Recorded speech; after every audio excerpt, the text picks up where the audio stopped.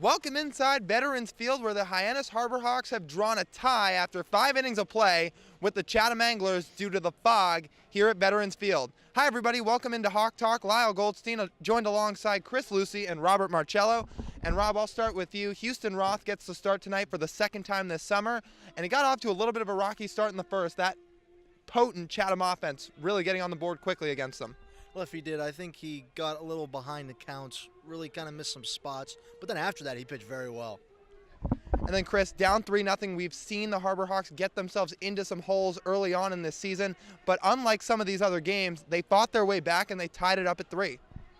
Absolutely, and a big part of that was the 2 RBI hit from Brady Lindsley in his Hyannis Harbor Hawks debut, fresh off the boat, so to speak, from Oklahoma. He comes in and he makes good in one of only 2 at-bats he's able to get on the day because of the fog out. Not something you get down in Norman, but still, he's able to come in. He comes up clutch for Hyannis and is a big reason why the Harbor Hawks can escape with a point from this game. Lindsley with the big 2 RBI single, Davis Wendzel with a good night at the plate as well, and he caught up with our field reporter Dani Terzer after the game. Thanks, guys. I'm here with Davis Wendzel. Davis, I talked to Coach a few games ago, and he said although he's still working through the lineup, there's some consistency with you at the top of the order. How do you think that positioning plays to your strengths? I mean, I love it up there. That's where I'm used to hitting, and anywhere I can help the team win, and that's where I want to be.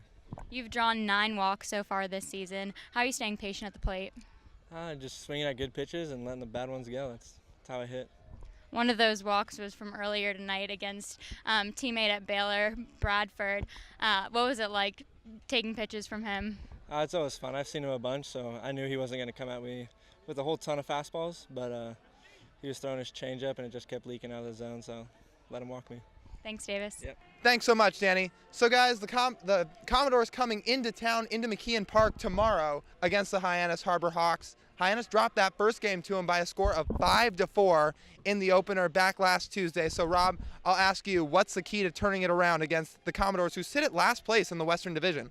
I think definitely one thing you definitely can't take it for granted. They're in last place. You know, they're going to be coming. They're going to be ready to play, and so do you. So just be patient at the plate. You know, be able to take good pitches when not. Don't swing at bad pitches, and then to pitch well. I thought we pitched really well tonight.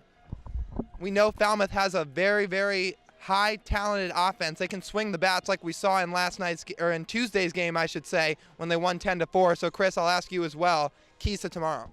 I mean, it's mental toughness for the Harbor Hawks. I mean, coming off of a game like this, you have to remember, hey, this is the best team that we just played in the Eastern Division, and we probably would have won that game had they been able to continue playing. That's what the Harbor Hawks are thinking right now. So if they're able to keep that momentum going against the Commodores, who can get pretty loud and rowdy on their sidelines and really try to get in your head that way, then the Harbor Hawks will be in a good place despite not being able to pick up the full point total from a win tonight. Chatham takes its second draw on the year. They move to 5-3-2, while the Harbor Hawks get their first draw, going to 4-4-1 on the year. They'll be back in action tomorrow night at McKeon Park against the Falmouth Commodores. Until then, have a good night, everybody.